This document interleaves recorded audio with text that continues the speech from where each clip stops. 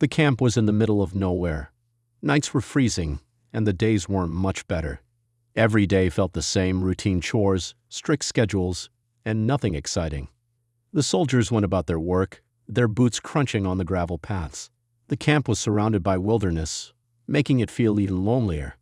I was one of the older soldiers there, a veteran who'd been through a lot. My body ached from years of service, and my face showed the marks of battles I'd fought. But nothing I'd experienced prepared me for what happened here. My tent mate was a quiet guy. He kept to himself and always seemed to be watching everything. One cold evening, just as the sun had set and the camp lights came on, he finally spoke to me. He handed me an old, rusty key. "You'll need this tonight," he said in a low voice, like he didn't want anyone else to hear. I looked at the key, confused. "What's this for?" I asked, but he just shook his head and didn't say another word. He looked around the tent, as if making sure no one else was listening. That night, I couldn't shake the strange feeling in my gut. The camp felt different. It was too quiet. Usually there was the sound of soldiers joking and talking, but not tonight. I thought I heard whispers, but when I listened closely, there was nothing. Even the shadows from the camp's lights seemed to move in weird ways. I lay on my cot, holding the key in my hand. Questions kept running through my head. What did this key open? Why would I need it tonight? My tentmate's warning didn't make sense, but it stuck with me. I glanced over at him, but he was already asleep, or at least pretending to be. I couldn't sleep. Every small noise, the canvas creaking, footsteps in the distance, made my heart race. The key felt heavy in my hand, even though it was just a small piece of metal. Something was coming, I could feel it. And whatever it wasn't going to be just another night. The next day started like any other. Morning roll call, a quick breakfast, and the usual chores. But something felt off.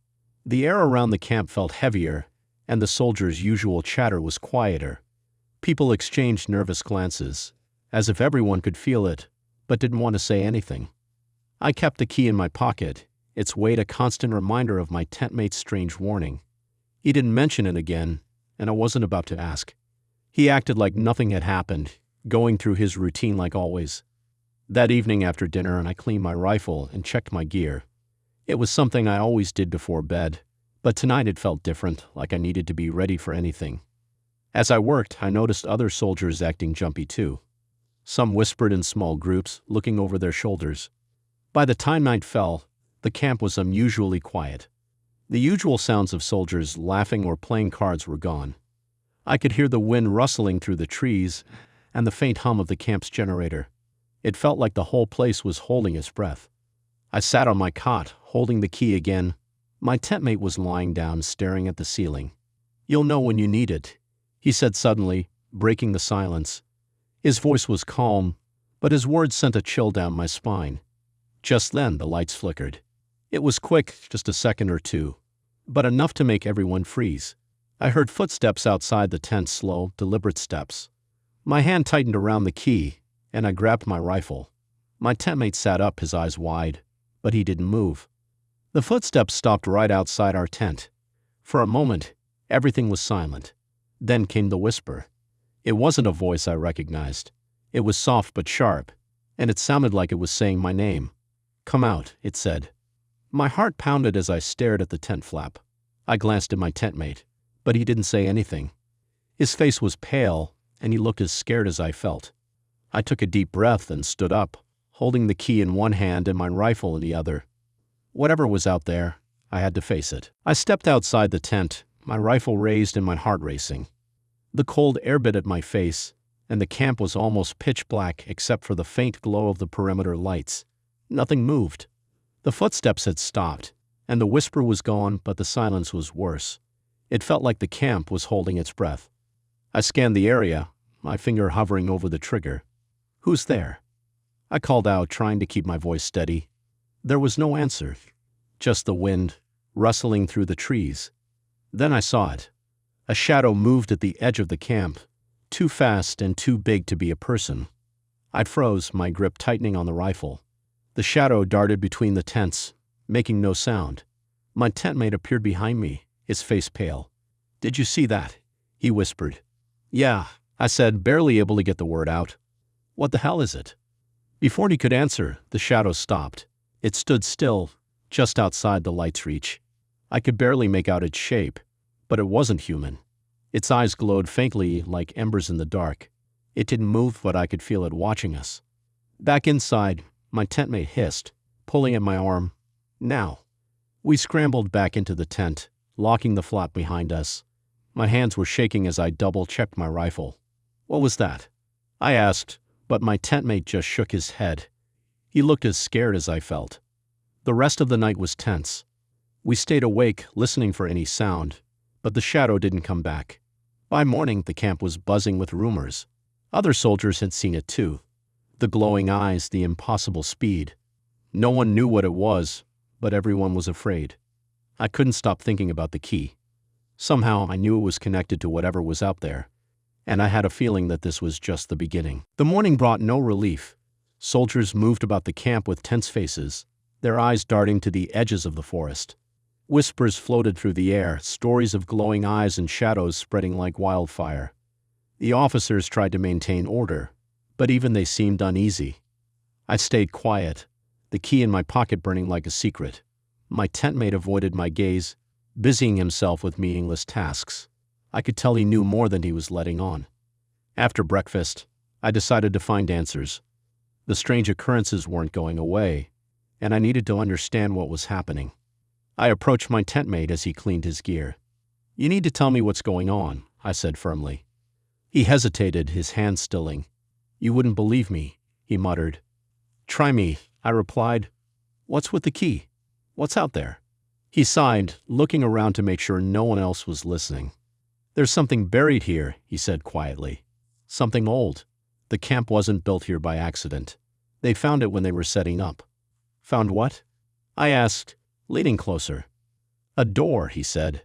An underground door. Locked. They tried to open it, but nothing worked. Then the sighting started.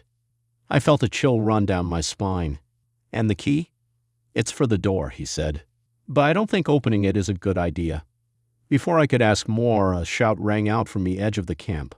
We both turned, our conversation forgotten. A group of soldiers was gathered near the tree line, their voices panicked. We ran over, my heart pounding. When we reached them, I saw what had caused the commotion. Deep in the ground, half hidden by dirt and roots, was a large metal door. It was covered in strange symbols, worn with age but still visible. And in the center of the door was a keyhole. The air around the door felt wrong, like the earth itself was warning us to stay away.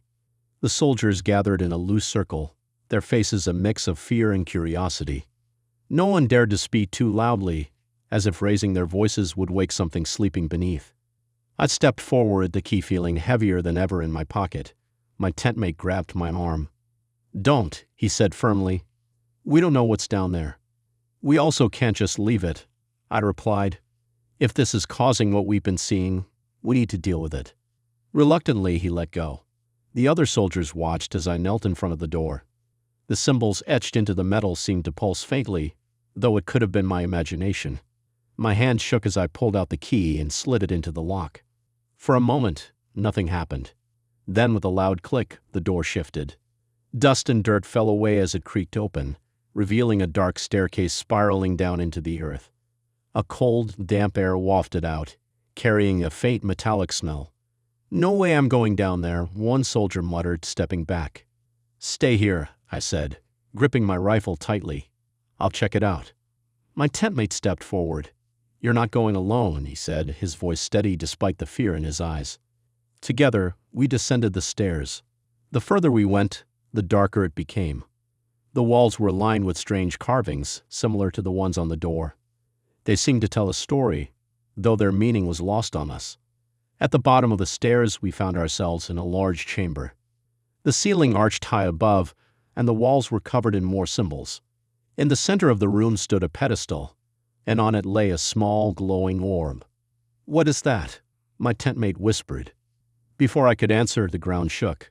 A low, guttural sound echoed through the chamber, sending chills down my spine. The shadows around us seemed to come alive, shifting and moving on their own. We need to leave, I said, my voice barely above a whisper.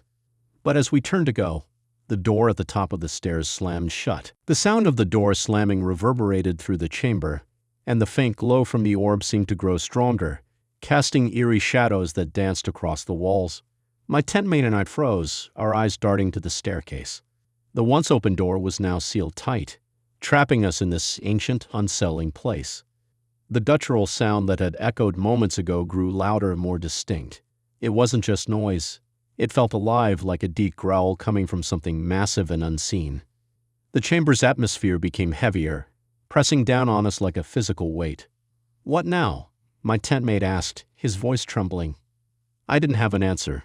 My instincts told me to grab the orb and leave, but something about it felt wrong. "Stay close," I said, gripping my rifle tightly as I stepped toward the pedestal. As I approached, the carvings on the walls began to glow faintly, their symbols pulsating in rhythm with the orb. My footsteps echoed in the chamber, each step amplifying the unnatural silence. Reaching the pedestal, I hesitated, my hand hovering over the orb. Its glow seemed to pulse faster, almost as if it were reacting to my presence. Before I could touch it, the shadows in the room shifted violently. A shape began to form, large, menacing, and definitely not human. Its eyes glowed with the same intensity as the orb, locking onto us with an intelligence that chilled me to my core. "We've woken it," my tentmate whispered, his voice barely audible. The creature let out a bone-rattling roar and the entire chamber shook. The pedestal cracked, and the orb rolled off, landing on the floor with a dull thud. The glow from the walls faded momentarily before surging back, brighter than before. "Run," I shouted, pulling my tentmate back toward the staircase. The creature lunged, its massive form moving faster than anything that size should be able to. I fired a shot, the sound deafening in the enclosed space. The bullet struck the creature, but it only seemed to anger it further. We bolted up the stairs, the creature close behind. Each step felt like an eternity as the ground quaked beneath us. Reaching the top, I slammed my fist against the sealed door, desperately trying to force it open. My tentmate joined me, both of us pounding on it with all our strength. The creature let out another roar, its voice echoing in the stairwell. The glow from its eyes illuminated the passage, and I could feel the heat of its presence closing in. Just as I thought we were done for, the door creaked and began to open, a sliver of light cutting through the darkness. We pushed it open and tumbled out, collapsing onto the ground. The soldiers outside stared in shock as the door slammed shut behind us with a deafening finality. The ground stopped shaking, and the air grew still, but the fear lingered. "What the hell happened down there?" one of the soldiers demanded, but I couldn't speak. I just stared at the door, the key still clutched in my hand. Something ancient had been awakened, and I had the feeling this was far from over. The camp was eerily quiet after we emerged. The other soldiers kept their distance, their faces pale as they whispered among themselves. Nobody knew what to say, or perhaps nobody wanted to say it. My tentmate and I sat on the ground, catching our breath, the weight of what had happened pressing down on us. "What did you see down there?" one of the officers finally asked. His tone was firm, but I could hear the tremor beneath his words. I hesitated, trying to find the right words. "Something old," I said. "Something that shouldn't have been disturbed." The officer frowned. "That's not an answer." "It's the only one I have," I replied. "Whatever it was, it's dangerous. We barely got out alive." The officer's gaze shifted to the door. "And it's still down there?" "For now," my tentmate said quietly. "But it's not going to stay there." That statement sent a ripple of fear through the group. Some of the soldiers glanced nervously at the door, while others muttered about packing up and leaving. The officer raised a hand to silence them. "We're not abandoning the camp," he said firmly. "Not without orders." "Orders won't matter if we're all dead," someone muttered. I stood up, the key still clutched in my hand. "We need to figure out what this thing is," I said, "and how to stop it. Running isn't going to help. You want to go back down there?" One soldier asked, his voice incredulous. "Not yet," I said, "but we need to prepare. If it gets out, this whole camp is done for." The officer nodded slowly. "All right, we'll set up a perimeter. Nobody goes near that door without my approval. In the meantime, I'll contact command and see if they know anything about this." As the soldiers dispersed to fortify the camp, I turned to my tentmate. "What aren't you telling me?" I asked. He hesitated, his eyes flicking to the door. "The carvings on the walls," he said. I I'd recognize some of them. They were warnings. Ancient warnings. Whatever's down there was sealed away for a reason. I felt a chill run down my spine. And we just let it out. He nodded. We need to be ready. This isn't over. The next few days were a blur of preparation and unease. The camp transformed from a remote outpost into a makeshift fortress. Sandbags were piled high around the metal door, and floodlights were set up to ensure nothing could approach unnoticed. Soldiers patrolled the perimeter in shifts, their eyes constantly darting to the shadows. But no matter how much we prepared, a sense of dread hung over us. It wasn't just fear of the unknown, it was the knowledge that something ancient and powerful had been disturbed, and it was only a matter of time before it acted again. I spent hours poring over every detail I could remember from the chamber. The symbols, the carvings, the glowing orb, every piece felt like a part of a puzzle I didn't know how to solve. My tentmate stayed by my side, his face drawn and pale. He knew more than he let on, but I couldn't press him. Not now. The officers called a meeting that evening, gathering the camp's senior soldiers and anyone who'd witnessed the events firsthand. Maps of the surrounding area were spread out on a makeshift table, illuminated by a single lantern. The air in the tent was thick with tension. This thing is a threat, the commanding officer began, his voice steady but grim. We don't know what it is, but it's powerful. We need to contain it. Suggestions? Silence.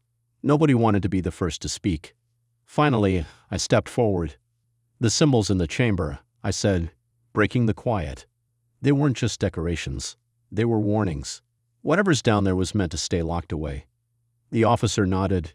And yet, it's awake now. Can we put it back? I don't know, I admitted. But it's bound to that chamber. If it gets out, it'll be unstoppable. What about the orb? Another soldier asked. You mentioned it was glowing. Could it be important? My tentmate cleared his throat. The orb wasn't just sitting there. It was part of the seal. When it was disturbed, the creature woke up. Then maybe putting it back will contain it, someone suggested. It's not that simple, my tentmate said, shaking his head. The pedestal is cracked. The seal's been broken. We'd need to repair it, and I'm not sure how. The officer slammed his hand on the table. We don't have the luxury of waiting. If that thing gets out, it won't stop at this camp. We need to act. What do you propose? I asked. He looked at me, his expression hard. We go back down there. We take the orb and figure out how to reset the seal. If we can't, we destroy whatever's binding it and hope for the best. A murmur of unease rippled through the room. Soldiers exchanged nervous glances. Nobody wanted to return to the chamber, but we all knew there was no other choice. Fine, I said, stepping forward. I'll go, but I'll need a team. The officer nodded. Take who you need. We move at first light. That night, I barely slept. The camp was quiet, but not peaceful. The distant hum of the floodlights and the occasional crunch of boots on gravel were the only sounds. I lay on my cot staring at the tent ceiling, the weight of the mission pressing down on me. At dawn, we gathered near the door. I had chosen a small group, soldiers I trusted to stay calm under pressure. My tentmate was among them, his jaw set with determination. Each of us was armed to the teeth, but deep down we knew our weapons might not be enough. As the door creaked open, a chill ran through the air. The staircase loomed before us, descending into darkness. I tightened my grip on the rifle, took a deep breath, and stepped forward. We were going back in. The air grew colder with every step we took down the staircase. The soldiers behind me moved in tense silence, their breaths shallow and rapid. The only sounds were the crunch of our boots against the stone steps and the faint hum of the floodlights from the camp above, growing fainter with each step. The carvings on the walls seemed to glow faintly, as if reacting to our presence. My tentmate walked close beside me, his eyes darting nervously. It feels stronger, he whispered, his voice barely audible. Stay focused, I said, trying to keep my voice steady. I didn't need to say what we were all thinking. Whatever was down there knew we were coming. When we reached the bottom, the chamber was exactly as we'd left it, or so it seemed. The orb still lay on the cracked pedestal, its faint glow casting eerie shadows across the walls. But the air felt heavier, oppressive, as though the chamber itself was alive. Secure the perimeter, I ordered. The soldiers fanned out, their rifles raised and their eyes scanning every corner of the room. My tent mate and I approached the pedestal cautiously. The carvings, he said, pointing to the walls, they're different now. I turned to look. He was right. The symbols had shifted. Where before they had seemed like warnings, now they looked like instructions. Lines connected the symbols, forming patterns that converged on the pedestal. It was like the chamber was trying to tell us something. "What do you make of it?" I asked. He shook his head. "I don't know, but I think the orb is the key." Before I could respond, a low growl echoed through the chamber. The shadows around us began to move, shifting and writhing like living things. The soldiers froze, their weapons trained on the darkness. "It's here," one of them whispered. A massive shape began to emerge from the shadows, its glowing eyes locking onto us.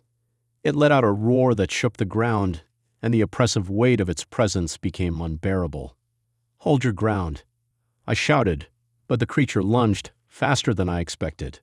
One of the soldiers fired, the sound deafening in the enclosed space. The bullet struck the creature, but it only seemed to enrage it further. "Fall back to the pedestal," I yelled. We scrambled toward the center of the room, the creature in pursuit. Its massive form moved with unnatural speed, its glowing eyes fixed on us. Reaching the pedestal, I grabbed the orb, its cold surface pulsing faintly in my hands. The creature stopped abruptly, its gaze locked on the orb. For a moment, everything was still. "What's it doing?" one of the soldiers asked, his voice trembling. "I don't know," I said, "but I think this is what it wants." The creature let out another roar, but this time it didn't attack. Instead, it circled us slowly, its movements deliberate. The symbols on the walls began to glow brighter, and the patterns converging on the pedestal pulsed in time with the orb. "It's waiting," my tentmate said. "It knows we're trying to seal it." I looked at the cracked pedestal and then back at the orb. "If we can't fix the seal, we're not getting out of here alive."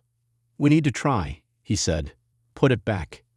Taking a deep breath, I placed the orb back on the pedestal. The glow from the walls intensified, and the chamber began to shake. The creature let out a deafening roar, its form dissolving into shadows that swirled violently around the room. "Hold on," I shouted as the ground beneath us trembled. The light from the symbols grew blinding, and for a moment, everything was chaos. Then, just as suddenly as it had started, the shaking stopped. The light dimmed, and the shadows receded. The chamber was silent. "Did it work?" one of the soldiers asked, his voice shaking. Before I could answer, the orb cracked, a thin line spreading across its surface. The carvings on the walls flickered, their glow fading. "No," my tentmate said, his voice filled with dread. "It's not over." The chamber was deathly quiet, the kind of silence that made the hairs on the back of my neck stand on end. All eyes were on the cracked orb, its faint glow dimming with each passing second.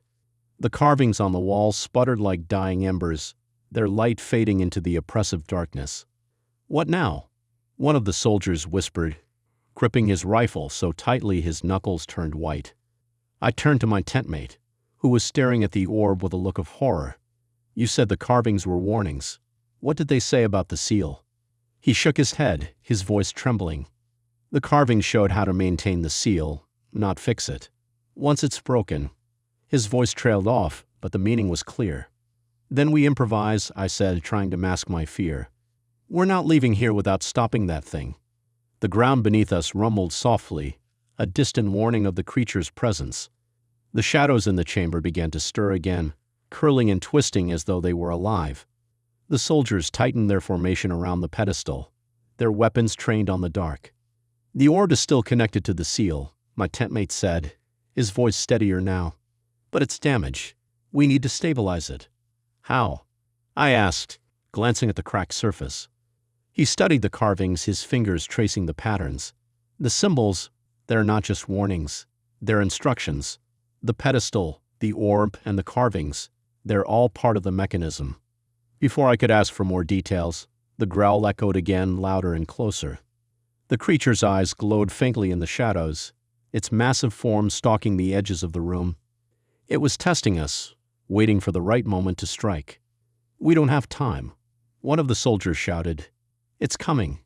"Cover me," my tentmate said, dropping to his knees in front of the pedestal. He began to trace the glowing patterns with his hands, his movements deliberate and focused. The symbols flickered and pulsed, responding to his touch. "What are you doing?" I asked, firing a shot into the darkness to keep the creature at bay. "Reactivating the mechanism," he said through gritted teeth. "The carvings are like a circuit. If I can reconnect the lines, it might hold." The ground trembled violently, and the creature roared, its form rushing toward us. "Hold your fire until it's close," I yelled, aiming my rifle. The soldiers opened fire as the creature charged, their bullets tearing through the air. The shadows around it seemed to absorb most of the damage, but the force of the attack slowed it down. "Almost there," my tentmate shouted, his fingers flying across the carvings. The orb began to glow brighter, its cracked surface emitting an intense light. The symbols on the walls flared to life, their patterns converging on the pedestal. The creature let out a deafening roar, its form writhing as though in pain. "It's working," I yelled. "Keep going." With a final movement, my tentmate completed the circuit. The carvings pulsed one last time before the entire chamber was flooded with a blinding light. The creature let out an ear-splitting scream, its form dissolving into the shadows. Then silence. The light from the carvings faded slowly, leaving only the faint glow of the orb. The ground stopped shaking, and the oppressive weight in the air lifted. The chamber felt still. "Did we do it?" one of the soldiers asked, his voice shaky. My tentmate slumped against the pedestal, breathing heavily. "The seal is holding," he said. "But it's not permanent. The damage to the orb," he gestured weakly at the cracks. "It's only a matter of time before it fails completely." "So we just bought ourselves time," I said, my voice grim. He nodded. "Enough to find a real solution. But we need to get out of here." As we ascended the staircase, I couldn't shake the feeling that the creature was still watching us, waiting for its next opportunity. The seal might have held for now, but the battle was far from over. Emerging from the staircase, we were greeted by a somber scene. The camp, bathed in the harsh glow of the floodlights, was eerily quiet. Soldiers stood in clusters, their faces drawn and pale. The sight of us ascending from the depths brought an uneasy murmur through the crowd. "What happened down there?" the commanding officer demanded, stepping forward. His stern demeanor barely concealed the fear in his eyes. I exchanged a glance with my tentmate, who nodded subtly. "The seal is holding," I said. "For now." "For now," the officer pressed. "What does that mean?" "It's damaged," my tentmate explained, stepping forward. "The orb and the mechanisms in the chamber, they're all weakened. The seal is temporary. If we don't find a permanent solution, that thing will break free." A heavy silence fell over the group. The soldiers' uneasy whispers carried on the cold night air. "Then what's the solution?" the officer asked, his voice low and tense. "That's what we need to figure out," I replied. "But we can't do it alone. This is bigger than just our camp. We need experts, archaeologists, historians, anyone who can make sense of what's down there." The officer nodded reluctantly. "I'll report this to command. But until we have reinforcements or a plan, we hold the perimeter." As the soldiers dispersed, I felt the weight of the mission pressing down on me. We had succeeded in delaying the inevitable, but the clock was ticking. I caught my tentmate's eye. "We need to prepare for the worst." He nodded. "I'll start documenting the carvings I remember. If we can recreate the patterns, maybe we can figure out a way to stabilize the seal." The rest of the night passed in uneasy quiet. I sat in my tent, the key still clutched in my hand. Its cold metal felt heavier now, a constant reminder of the burden we carried. The camp outside was a mix of tense activity and hushed fear. Soldiers patrolled the perimeter, their movements sharp and deliberate. The floodlights remained fixed on the metal door, a barrier between us and the nightmare below. At dawn, the commanding officer summoned me to the communications tent. "We've sent the report to command," he said. "Reinforcements and specialists are on their way, but it'll take time." "How much time?" I asked.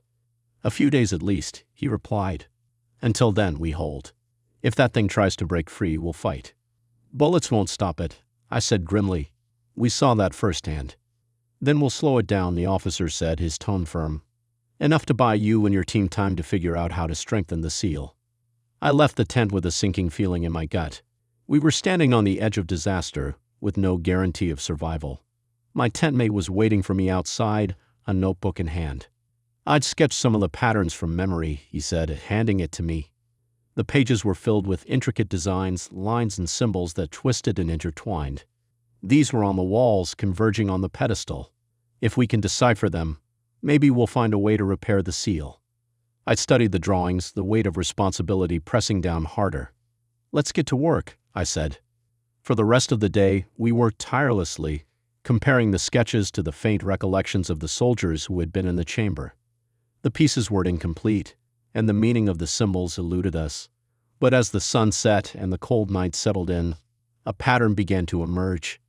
These symbols, my tentmate said, pointing to a series of repeating designs. They represent a cycle, like a loop. If the seal is part of a cycle, then breaking it disrupts the loop. So we need to re-establish the cycle, I said. He nodded, but that means going back down there. We can't complete this without the carvings on the walls. I exhaled deeply, the thought of returning to the chamber filling me with dread. We'll go at first light, I said. But this time we're not leaving until we finish the job. The dawn was cold, the kind of chill that seeped into your bones and refused to leave. The camp was silent, the tension palpable as we prepared to descend into the chamber again. This time we weren't just facing the unknown, we were confronting the consequences of our failure. I gathered my team near the metal door. The soldiers were quiet, their faces pale but determined. My tentmate clutched his notebook, the pages filled with hastily sketched carvings and notes. The commanding officer stood by, his stern expression masking the unease in his eyes. Remember, I said, addressing the team, this isn't a rescue mission or an exploration. We're going down there to finish the seal. Stick together, stay sharp, and if anything moves, don't hesitate. The officer nodded. We'll hold the perimeter. If that thing tries to get out, we'll slow it down. The door creaked open, revealing the dark staircase. The air was colder than before, carrying a faint metallic tang. I tightened my grip on my rifle and stepped inside, leading the team back into the depths. The descent felt longer this time, each step heavier than the last. The carvings on the walls seemed dimmer, their faint glow flickering as if the chamber itself was struggling to hold on. My tentmate studied them closely, muttering under his breath as he compared them to his sketches. When we reached the bottom, the chamber was eerily still. The pedestal stood at its center, the cracked orb emitting a faint, intermittent glow.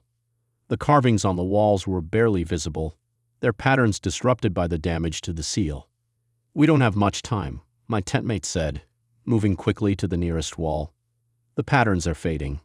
If they disappear completely, we'll lose the seal. Do what you need to do, I said, motioning for the others to secure the perimeter. The soldiers fanned out, their rifles trained on the shadows that seemed to shift and writhe at the edges of the chamber. My tentmate knelt before the carvings, tracing the symbols with his fingers. These lines, he said, pointing to a series of interconnected patterns, they're the key. If we can reconnect them, the cycle might hold. How? I asked, glancing nervously at the shadows. He pulled out a small toolkit, his hands shaking as he selected a chisel and a brush. We need to restore the lines manually. It's delicate work, but it's our only shot. As he worked, the chamber began to hum softly, a low, resonant sound that seemed to emanate from the walls. The air grew heavier, and the faint glow of the carvings intensified. It's responding, he said, his voice tinged with hope. The seal is trying to stabilize. The shadows around us grew more agitated, their movements faster and more erratic. A low growl echoed through the chamber, and the soldiers tensed, their weapons aimed at the darkness. It knows what we're doing, one of them muttered. Keep your focus. I barked, my own heart racing. Don't let it distract you. The growl grew louder, and the ground trembled beneath us. The glowing eyes appeared again, piercing through the darkness as the creature's massive form began to emerge. Hold your fire, I shouted, stepping closer to the pedestal. We can't afford to miss. My tentmate worked frantically, his chisel scraping against the stone as he reconnected the lines. The carvings pulsed brighter, their light spreading across the chamber in intricate patterns. It's almost complete, he yelled. The creature let out a deafening roar, its form rushing toward us. I raised my rifle, aiming for its glowing eyes. Now, I shouted, pulling the trigger. The bullet struck its target, and the creature recoiled, buying us precious seconds. My tentmate placed his hands on the pedestal, his voice trembling as he spoke. The final step, the orb. We need to reset it. I grabbed the cracked orb, its surface pulsing erratically. What do I do? Place it back, but this time, align it with the carvings, he said, pointing to the lines converging on the pedestal. I hesitated for a moment, then carefully lowered the orb into its place. As it settled, the carvings flared to life, their glow blindingly bright.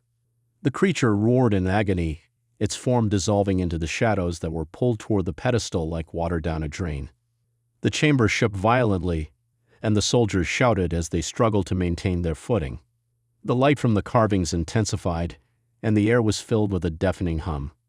"Get ready to run," I shouted, grabbing my tentmate's arm. "This place isn't going to hold." With one final burst of light, the pedestal emitted a pulse that rippled through the chamber. The creature's roar faded and the shadows vanished. The carvings dimmed, their glow fading to nothing as the chamber fell silent. "Go, go, go," I yelled, leading the team back up the staircase. The ground trembled beneath our feet, and dust rained down from above as the chamber began to collapse. We emerged into the open air, gasping for breath as the metal door slammed shut behind us with a final resounding clang. The soldiers outside stared at us, their faces pale with fear and relief. "It's done," I said, my voice hoarse. "For now." The camp felt different when we emerged. The once oppressive atmosphere had lifted, replaced by an eerie calm that seemed almost unnatural. Soldiers gathered around us, their faces a mix of relief and dread. The metal door behind us stood silent and still, as if nothing had ever stirred below. The commanding officer approached, his expression unreadable. "What happened down there?" "We completed the seal," I said, my voice strained. "At least for now. The carvings were repaired and the orb was reset, but it's not a permanent fix." The officer's jaw tightened. "How long do we have?" My tentmate stepped forward, his notebook clutched in one hand. "It's impossible to say. The seal is holding, but the damage to the orb means it could fail again at any time. We need reinforcements, experts who can stabilize it for good." The officer nodded, his gaze shifting to the metal door. "Command has been notified. Specialists are on their way. Until then, we hold this position." The soldiers dispersed, returning to their patrols, but the tension lingered. Everyone knew that the danger wasn't over. As the sun began to rise, casting a pale light over the camp, I couldn't shake the feeling that we were being watched. Back in the tent, my tentmate and I pored over the notes he'd taken from the chamber. The symbols and patterns told a story, a cycle of containment and chaos that had repeated countless times. The creature wasn't just some ancient anomaly. It was a force bound by the seal, but always seeking freedom. "These cycles," he said, tracing the lines on a sketch, "they're designed to last centuries, maybe millennia. But the damage we caused disrupted the balance. That's why it broke free." "Then how do we restore the balance?" I asked. He hesitated. "That's the part I don't understand. The carving suggests there's something more, an external force or artifact that stabilizes the cycle. Without it, the seal is incomplete." "Did we see anything like that down there?" I asked, trying to recall every detail of the chamber. "No," he said, shaking his head. "But it might not be in the chamber. If the artifact exists, it could be somewhere else entirely." The thought of another expedition, another unknown threat, made my stomach twist. But before I could dwell on it, the tent flap opened, and the commanding officer stepped inside. "We've got an update from command," he said. "The specialists will be here by morning. They're bringing equipment and a team of researchers." "Good," I said. "We'll need their expertise." The officer nodded, but his expression remained grim. "In the meantime, I need you two to get some rest. You've done enough for one day." As the officer left, I leaned back on my cot, exhaustion washing over me. My tentmate was already buried in his notes, his pen scratching furiously against the paper. Despite everything, he seemed almost energized, driven by the need to understand what we'd unleashed. "You should get some sleep," I said. He shook his head. "I can't. There's something we're missing, and I need to figure it out before it's too late." I didn't argue. Instead, I closed my eyes, the images of the chamber and the creature burned into my mind. Sleep didn't come easily, but when it did, it was restless and filled with shadows. Morning came too quickly. The sound of helicopters broke the quiet of the camp, and I stepped outside to see a team of researchers disembarking, their equipment in tow. The specialists had arrived. It was time for the next phase. The researchers brought an energy to the camp that felt out of place. Their crisp uniforms and high-tech equipment contrasted sharply with the worn-out soldiers and the raw tension hanging in the air. They moved with purpose, setting up scanning devices, computers, and crates of supplies near the metal door. The lead specialist, a stern-looking woman with sharp eyes and a clipboard, approached me and my tentmate. "I'm Dr. Elara Finch," she said briskly. "You're the ones who sealed it." "For now," I said. "But it's fragile. The orb and the carvings are damaged. We barely made it out alive." She nodded, her expression unreadable. "We've studied similar sites before, though none quite like this. Your report mentioned a creature. What exactly are we dealing with?" "A force," my tentmate said. "It's not just a physical entity. It's bound to that chamber by the seal, but its presence affects everything around it. If the seal breaks again—" He trailed off, but the implication was clear. Dr. Finch tapped her pen against her clipboard. "Understood. We'll begin by analyzing the carvings and the orb. If there's a way to stabilize the seal, we'll find it." The next few hours were a blur of activity. The researchers descended into the chamber, their movements careful but methodical. My tentmate and I accompanied them, pointing out the damaged carvings and explaining what we had done to temporarily restore the seal. Dr. Finch examined the orb closely, her gloved hands tracing the cracks. "This artifact is ancient," she said, her voice tinged with awe. "The material is unlike anything I've seen before. It's not just part of the seal, it's the heart of it." "Can it be repaired?" I asked. She hesitated. "Maybe, but not here.